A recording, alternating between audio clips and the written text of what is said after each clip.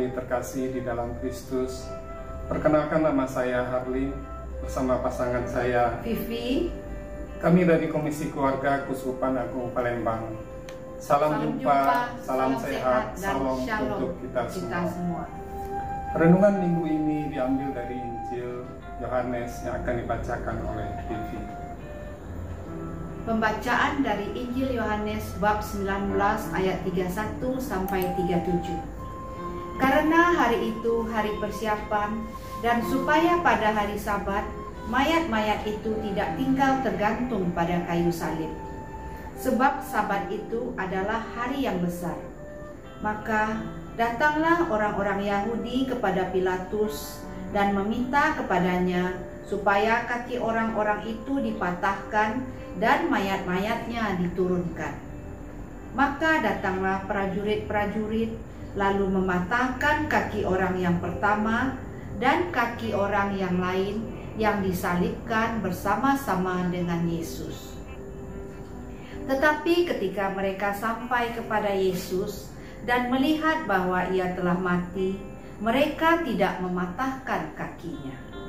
Tetapi seorang dari antara prajurit itu menikam lambungnya dengan tombak, dan segera mengalir keluar darah dan air. Dan orang yang melihat hal itu sendiri, yang memberikan kesaksian ini, dan kesaksiannya benar. Dan ia tahu bahwa ia mengatakan kebenaran supaya kamu juga percaya. Sebab hal itu terjadi supaya genaplah yang tertulis dalam kitab suci. Tidak ada tulangnya yang akan dipatahkan. Dan ada pula nas yang mengatakan mereka akan memandang kepada dia yang telah mereka tikam. Demikianlah Injil Tuhan. Terpujilah Kristus. Hari ini Gereja Katolik merayakan Hari Raya Hati Yesus yang Maha Kudus. Salah satu sabda bahagia Yesus berbunyi, "Berbahagialah orang yang suci hatinya, karena mereka akan melihat Allah." Dalam kehidupan seseorang, hati memegang peranan yang sangat penting. Sebab dari sanalah perilaku seseorang berasal. Hati yang suci bersih akan melahirkan pikiran dan tindakan yang baik. Sedangkan hati yang kotor akan melahirkan pikiran dan tindakan yang tidak baik. Kekudusan hati Yesus tercermin dari hidupnya yang senantiasa melakukan kehendak Allah dengan mengasihi manusia tanpa akhir. Dan nampak juga dengan mengalirnya darah dan air dari jantung Yesus pada saat lambungnya ditombak oleh serdadu saat ia disalibkan. Darah dan air adalah lambang sakramen bagi gereja. Darah melambangkan kasih Yesus kepada umat manusia. Ia mencurahkan darahnya yang amat berharga untuk menebus dosa-dosa manusia. Air melambangkan baptisan yang memurnikan kembali manusia dan menjadikan manusia sebagai anak-anak Allah. Inilah bukti kekudusan hati Yesus. Kasihnya tetap tercurah bagi manusia, sekalipun ia harus menderita. Penderitaan tidak menghilangkan kasihnya yang luar biasa bagi umat kesayangannya. Dengan ini, menjadi nyatalah bagi kita bahwa kasih Allah tidak pernah berakhir. Tak ada sesuatu pun yang mampu menghalangi kasih Allah.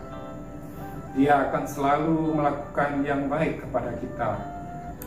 Oleh karena itu, kita harus selalu mengupayakan kekudusan hati kita dengan senantiasa berusaha melakukan kehendak Allah di dalam hidup kita.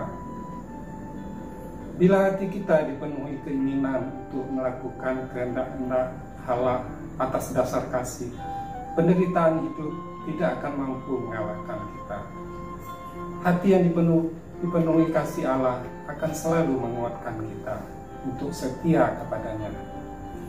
Hati yang kudus akan terungkap pada hidup yang rela berkorban dan selalu membawa kesegaran bagi sesama manusia. Bukan kelimpahan harta, kekuasaan, ketenaran, dan kesuksesan seseorang memperoleh hidup, melainkan hanya saat ia dicintai dan mencintai, ia beroleh hidup. Kita dipanggil untuk mencintai sampai terluka sama seperti Dia.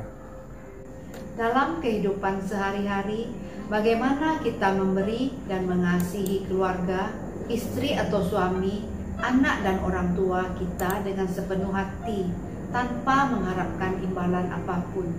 Mengasihi istri atau suami adalah wajib, karena kerukunan kita yang menjadi contoh bagi anak-anak. Meskipun kadang ada pertengkaran atau kemarahan, tidak dilakukan di depan anak-anak.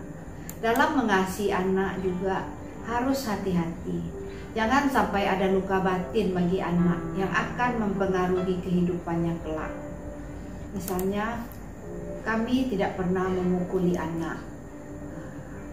Orang tua dan mertua juga harus menjadi bagian dalam kasih kita, sehingga mereka tidak merasa ditinggalkan dan tidak merasa menjadi beban bagi anak-anak menantunya.